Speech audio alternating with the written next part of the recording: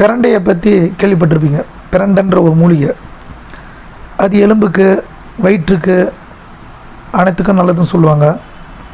அதை நம்ம சாப்பிட்டோன்னா வயிற்றில் இருக்கிற தேவையில்லாத அமில சுரப்பு, வயிற்று வலி, அதே மாதிரி கேஸ் பிரச்சனைகள், வாயு பிரச்சனைகள், மூட்டு வலி, எலும்பு தேய்மானம், ஜவ்வு பிரச்சனைகள், இந்த மாதிரி பல விஷயத்துக்கு அதை பயன்படுத்துகிறாங்க. உணவு முறையில் பயன்படுத்துகிறத பார்த்துக்கிறீங்களே. அப்படி தான் ஒருத்தர் பிரண்டையை வாங்கி அந்த கணுலாம் நீக்கி சுத்தம் பண்ணி அதை துவையலாக அரைச்சி சாப்பிடணும்னு ஆசைப்பட்டிருக்காரு.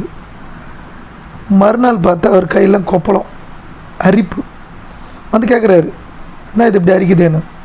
நான் நல்ல விஷயத்துக்கு தானே வாங்கினேன்னு, ஏன் அரிக்குதுன்றாரு. அதாவது நான் எதை சொல்ல வரேன்னு தெரிஞ்சுங்க. ஒரு இன்பத்தை நீங்கள் அனுபவிக்க முயற்சி செய்யும்போது அது சார்ந்த பல விஷயங்களை நீங்கள் அனுபவிக்க வேண்டியது வரும்.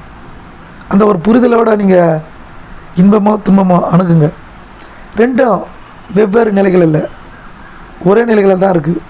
ஒன்று மன சார்ந்தது, உணவு உடல் சார்ந்த அனுபவமானதாக இருக்கும்.